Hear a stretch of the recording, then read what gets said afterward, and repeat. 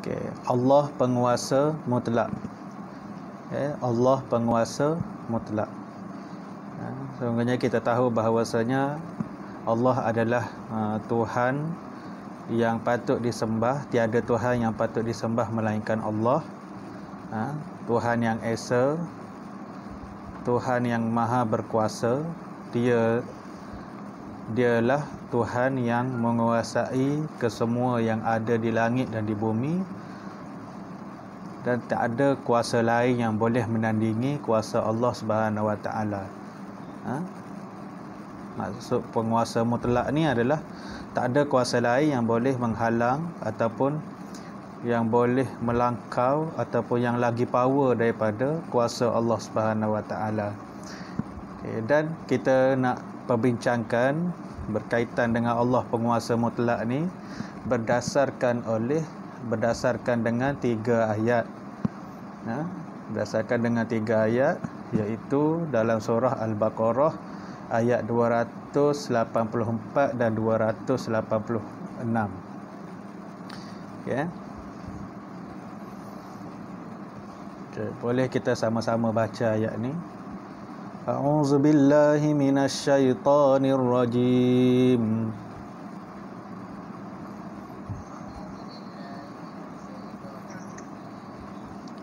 Lillahi ma fis samawati wa ma fil ardh.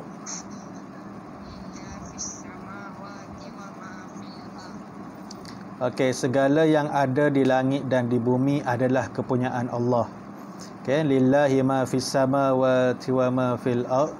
Lillahi ma fis samawati wa ma fil ardh. Segala yang ada di langit dan di bumi adalah kepunyaan Allah. So kita tak boleh nak sangkal lagi bahawasanya apa sahaja yang ada di langit dan di bumi ni semuanya adalah daripada Allah. Ada Iwan Syahman, kalau awak dengar lagu dia kata semuanya Allah punya tu. Kalau tak jumpa, cari dalam YouTube, adalah Iwan Syahman, semuanya Allah punya. Kita kena yakin dan percaya bahawasanya apa sahaja yang berada di langit dan yang ada di muka bumi ni semuanya hak Allah. Bukit, bukau, gunung, ganang, air, laut, air terjun, semuanya tu Allah Subhanahu Wa Taala yang punya, dan bukannya daripada makhluk. Okay, kalau awak kata kereta kan manusia buat, kenapa Allah pula yang punya? Okay, kereta tu awak boleh tengok asal daripada mana, asal daripada apa, besi daripada apa. Tayar kereta tu awak tengok, tayar, nak jadikan tayar dia daripada mana? Getah daripada mana? Daripada pokok getah. Pokok getah daripada mana? Daripada pokok lah. Siapa yang menjadikan pokok getah tu? Nak tak nak, jawapannya adalah Allah Subhanahu Wa Taala. Kita tak boleh nak kata yang ada yang manusia punya yang Allah tak boleh buat. Tak boleh nak kata macam tu. Orang yang kata macam tu kufur. Okey, wa in tubdu ma fi anfusikum.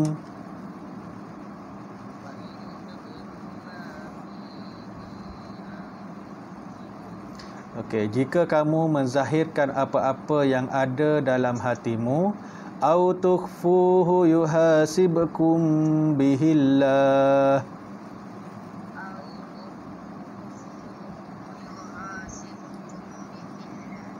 Atau kamu menyembunyikannya, nescaya Allah akan menghitung dan menyatakannya kepada kamu. Nak katakan Allah tu maha berkuasa, maha bijaksana, maha mendengar, maha melihatnya Allah Subhanahu Wa Taala ni, sehingga kan apa yang kita zahirkan dalam hati, kita tak cakap dengan mulut ni, dalam hati. Okey, apa yang kita zahirkan dalam hati semuanya Allah tahu. Kita sembunyikan benda tu dalam hati, lintasan hati kita, semuanya Allah Subhanahu Wa Taala tahu. Tak perlu nak tak perlu nak tipu, tak perlu nak sorok. Apa yang kita sorok semuanya Allah Subhanahu Wa Taala tahu. Contohnya dalam ibadat puasa. Puasa ni katakanlah dalam ibadat puasa tu hanya kita dan Allah Subhanahu Wa Taala je yang tahu sama ada kita sedang berpuasa ataupun tidak. Kita boleh tipu orang lain, tunjuk letih, tunjuk kita tu lemah, nak kata kita ni seorang yang berpuasa, rupa-rupanya dah masak Maggi di tengah hari. Tapi kita tipu orang lain. Kita kata kita ni berpuasa, nampak letih, lemah tu memang betul lah. Rupa-rupanya dah makan, dah minum di siang tengah hari tadi, dah makan, dah minum dah. Contohnya. Tapi benda tu pun Allah Subhanahu Wa Taala tahu, walaupun orang lain tak tahu. Kita nak tipu orang lain boleh, tapi bukan tipu Allah Subhanahu Wa Taala. Okey, kemudian ayat mana ni? Wa yu'azzibu man yasha.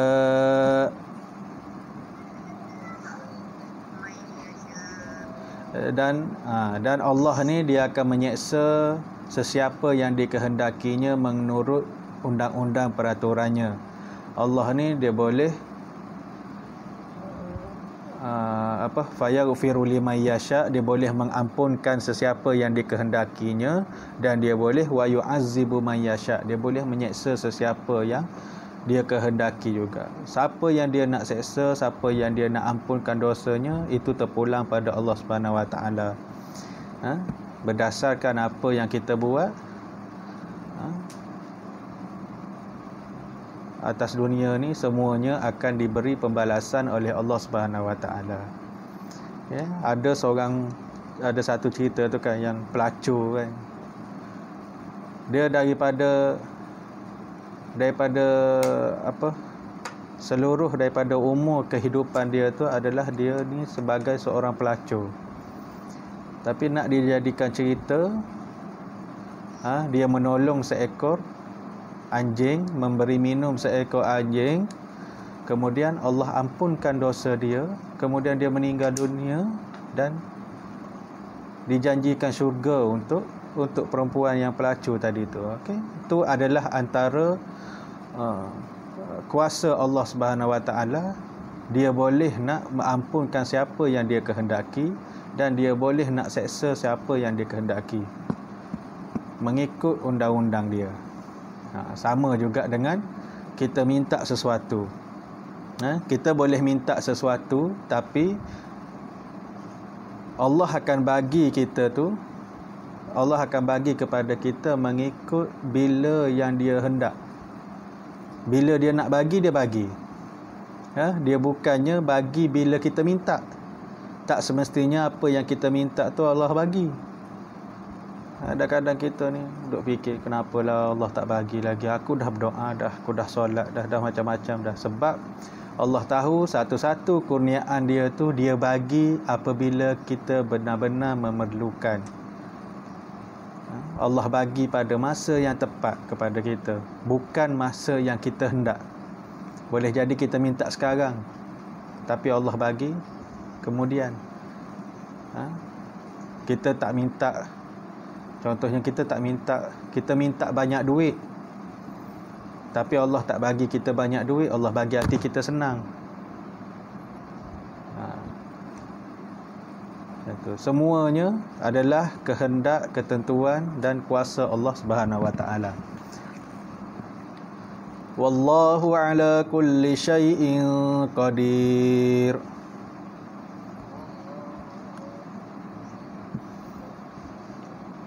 Dan ingatlah Allah Subhanahu Wa Taala Maha berkuasa terhadap segala sesuatu. Okey, kemudian amanar rasulu bima unzila ilaihi min rabbih wal mu'minun.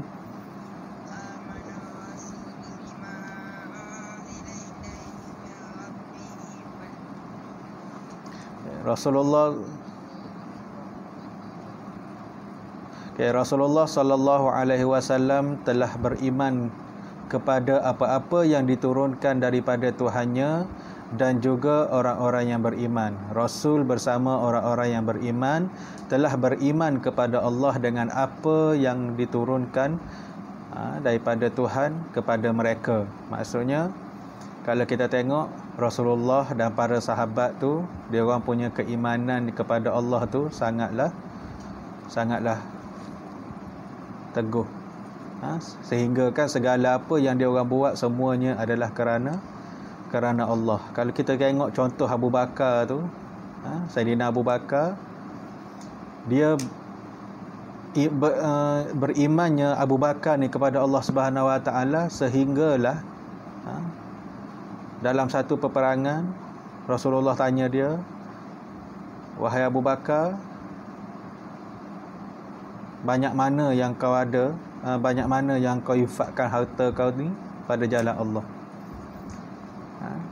Abu Bakar jawab, "Semua sekali ya Rasulullah, aku bagi semuanya semata-mata untuk menegakkan agama Islam di jalan Allah."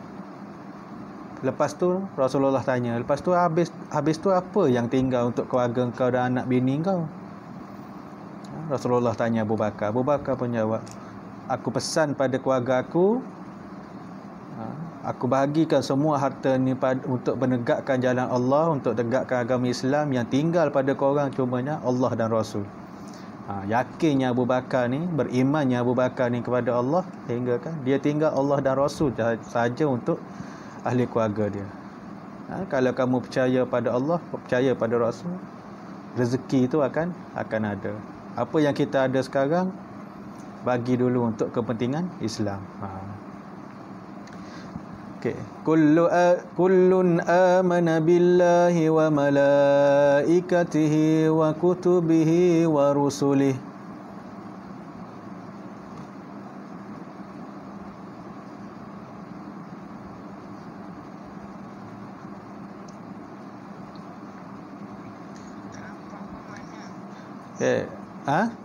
Apa dia?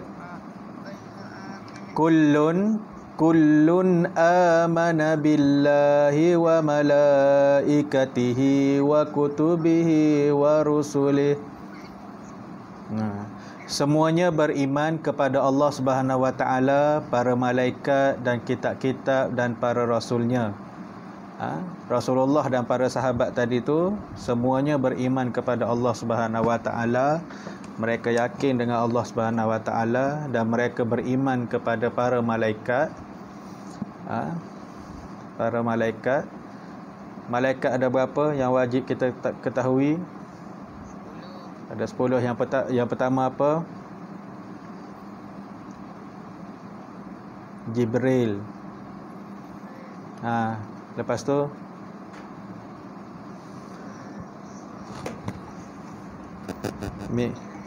tak ingat.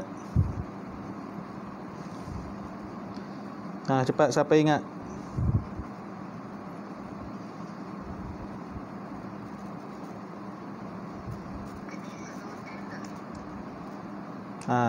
Sebolehnya baru senang nak ingat. Okey, yang pertama Jibril. Kedua Mikail. Yang ketiga Israfil. Israel. Munkar, Nakir, Raqib, Atid, Ridwan,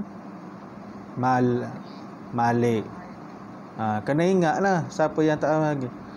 Adakah lagu Raihan, mari mengenal 10 malaikat, dicipta Allah daripada cahaya, ianya jua rukun iman kedua. Mari bersama kita hafal namanya, Jibril, Mikail, Ridwan, Malik, Munkar, Nakir, Raqib, Atid, Israfil, Israel, semuanya 10 malaikat kita hafal namanya. Cari dalam YouTube lagu tu, lepas tu hafal. Tak adalah kalau ustaz tanya lepas ni ada yang tak ingat lagi nama malaikat ni. Sikit je 10. Sambil-sambil nyanyi dah boleh ingat. Okey, kemudian Rasulullah dan para sahabat juga beriman kepada kitab-kitab. Apa kitab? Kitab ada berapa? Kitab yang diturunkan.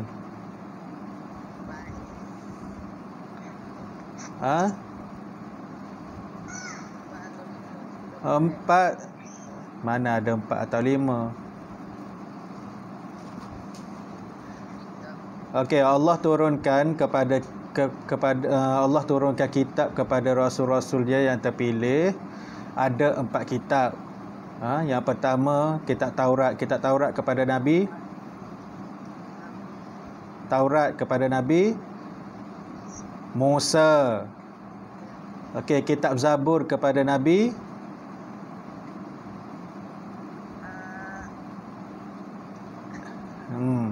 Daud, Nabi Daud. Kitab Injil kepada Nabi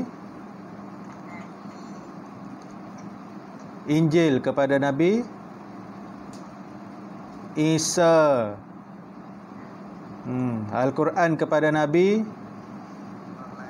yang ni kan nasib baik. Kalau yang ni pun tak ingat boleh luku kepala ni. Dan kita wajib percaya dan beriman kepada keempat-empat kitab tersebut. Okey, semula Taurat kepada Nabi, Zabur kepada Nabi Daud. Kitab Taurat Nabi Musa, Zabur Nabi Daud, Injil Nabi Isa. Okey, Al-Quran Nabi Muhammad. Okey. Next, dan juga kepada para rasul. Mereka juga beriman kepada para rasul. Nabi dan rasul yang wajib kita ketahui ada berapa?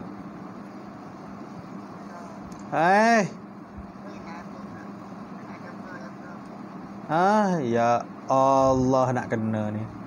25 orang rasul. Okey. Yang pertama siapa? Ni lagi teruk. Adam,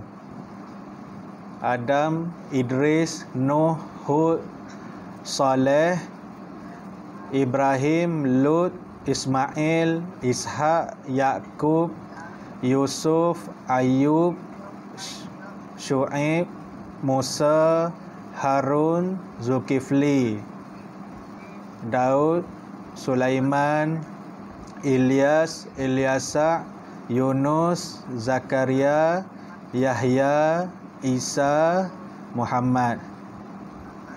Okey. Ni kalau kumpulan Raihan dia ada juga lagu.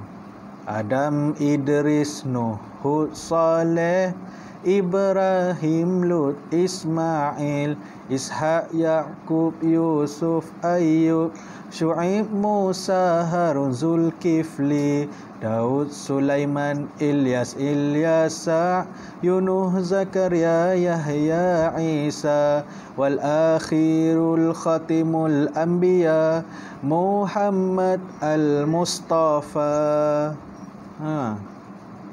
Boleh kadang-kadang awak ni dengar lagu tak apa-apa, cari lagu-lagu Asmaul Husna, cari lagu nama Nabi, cari lagu nama kitab, cari lagu nama malaikat. Boleh hafal melalui lagu. Okey, kita sambung. La nufarriqu baina ahadim mir rusulih.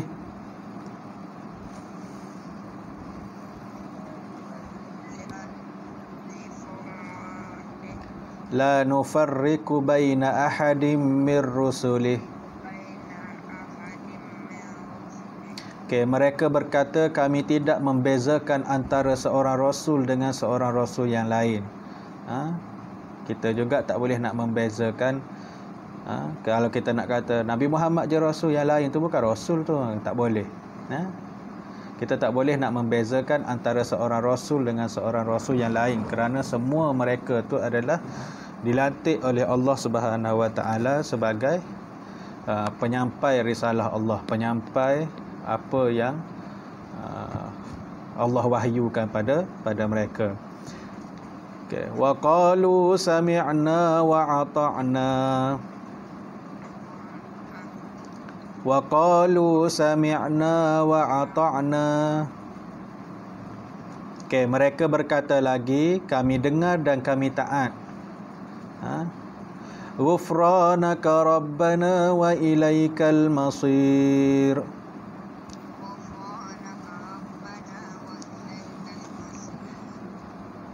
Keampunanmu wahai Tuhan kami, dan kepadamu jualah kami, jualah tempat kembali.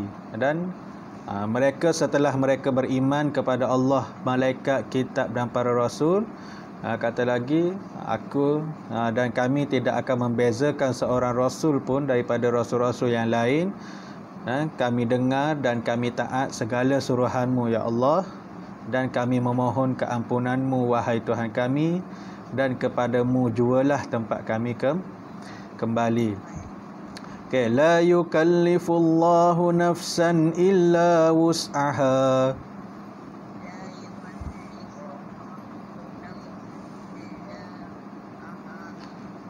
Okey, Allah tidak akan memberati seseorang melainkan apa yang terdaya olehnya. Maksudnya Allah tidak akan menguji seseorang itu kecuali apa yang dia boleh hadap. Allah uji kita kerana dia yakin kita boleh tahan dengan ujian tu. Dan Allah tak akan uji kita dengan sesuatu yang kita tidak terdaya nak pikul. Kita bukan boleh tangguh, kita boleh tanggung. Setiap ujian tu kita boleh tanggung, dan setiap masalah ada jalan penyelesaian dia. Okay. Next. Laha ma kasabat wa 'alaiha maktasabat.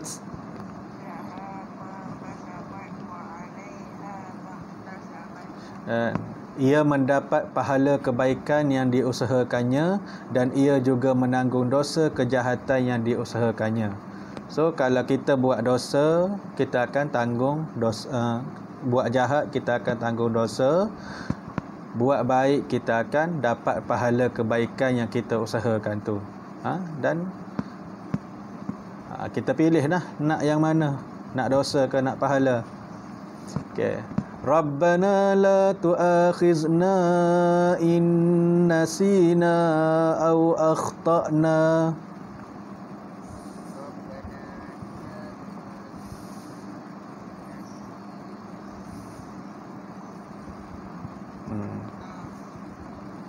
Okay.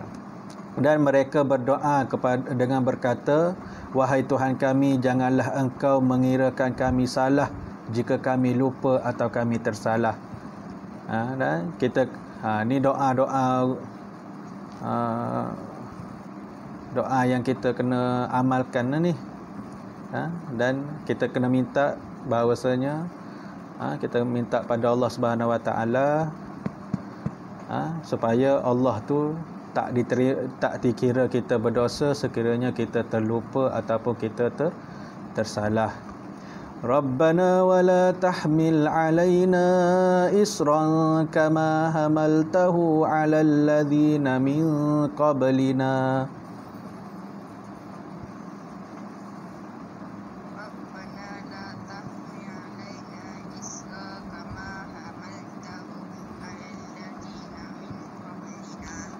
Wahai Tuhan kami, jangan engkau bebankan kami dengan bebanan yang berat sebagaimana yang telah engkau bebankan kepada orang-orang yang terdahulu daripada kami.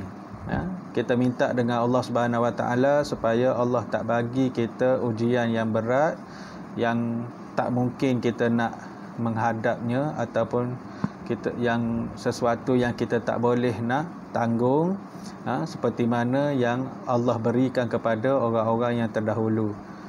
Mana kalau kita tahu orang-orang yang terdahulu ni, umat-umat Nabi yang lain buat salah sikit, Allah bayar cash. Allah akan hukumkan terus dia orang. Ada yang di balik bumi, ada yang banjir besar, ada penyakit dan macam-macam. Tapi Allah jaga kita sebagai umat Nabi Muhammad ni. Kita buat salah macam mana pun Allah tak balas terus, tapi pintu taubat masih terbuka untuk kita bertaubat dan kembali kepada jalan yang benar. Dan kita kena berdoa supaya Allah tak bebankan kita dengan bebanan yang berat. Maksudnya Allah tak uji kita dengan ujian yang berat yang kita tak mampu nak hadapinya. Okey. Rabbana wa la tuhammilna ma la taqata lana bih.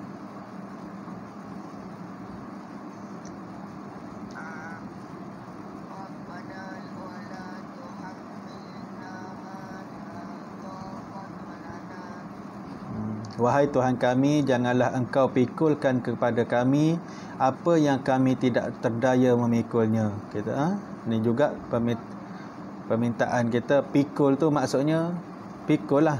Pikul ni contohnya awak ada batang kayu besar awak letak atas bahu ni, maksudnya pikul. Tu pikul. Satu bebanan. Kalau maksudnya kita kena minta yang tadi itulah, Allah tak bagi kita beban yang berat untuk kita pikul, tak bagi ujian yang berat untuk kita tak mampu nak hadap. Okey, wa'fu 'anna waghfir lana warhamna.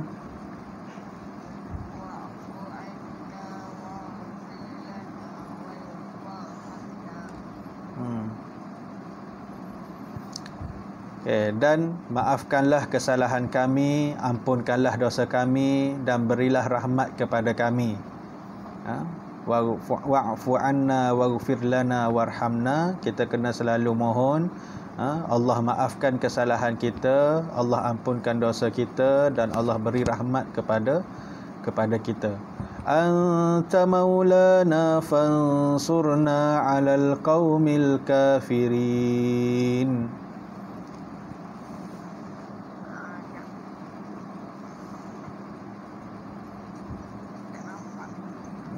Anta maulana.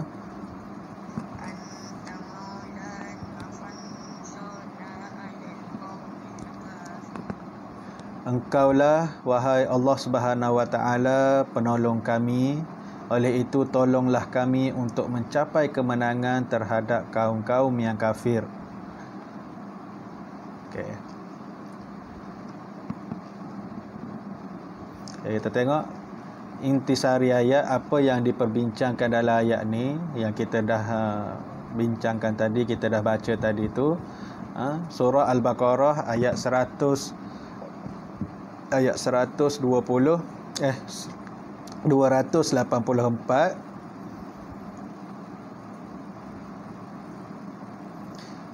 Okey. Intisari perbincangan ayat dalam ayat 284 ni adalah yang pertama, segala yang ada di langit dan di bumi ni adalah milik Allah Subhanahu wa taala. Allah cakap segala yang ada di langit dan di bumi ni milik aku, dia kata. Bukan milik korang semua. Milik aku, Allah kata.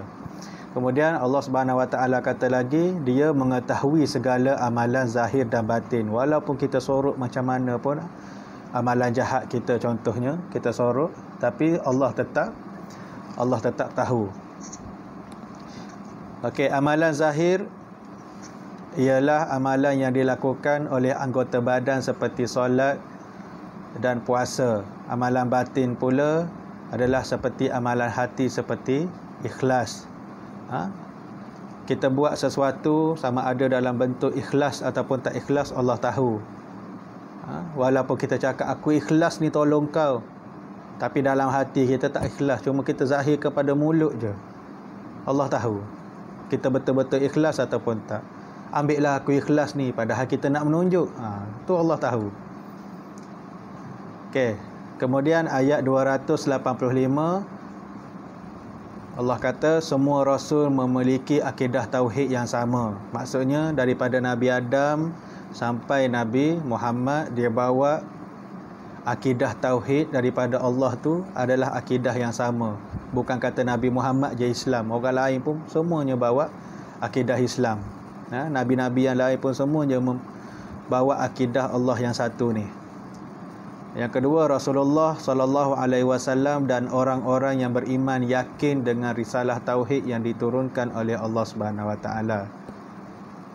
dengan beriman kepada Allah, beriman kepada malaikat, beriman kepada kitab-kitab, beriman kepada semua rasul, beriman kepada hari kiamat, dan mereka beriman kepada qada dan qadar.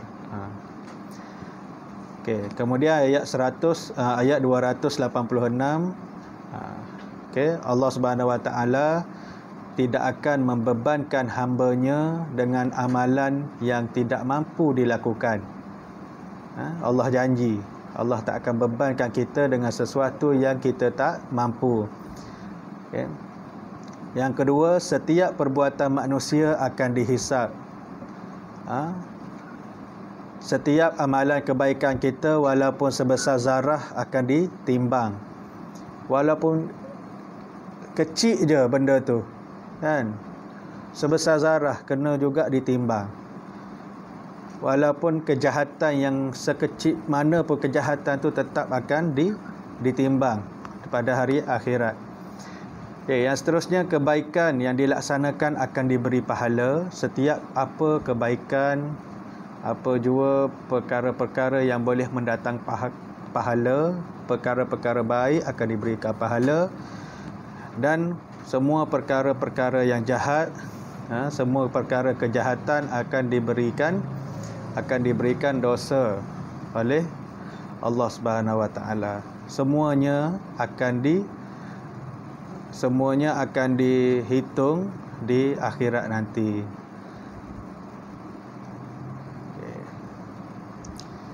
Okey, sekadar itu saja perbincangan kita untuk ayat 284 hingga 286 surah Al-Baqarah. Semoga ianya memberi manfaat untuk kita semua, dan apa yang baik itu datangnya daripada Allah Subhanahu Wa Taala, dan yang buruk itu adalah kelemahan diri saya sendiri. Wallahu a'lam bissawab. Assalamualaikum warahmatullahi wabarakatuh.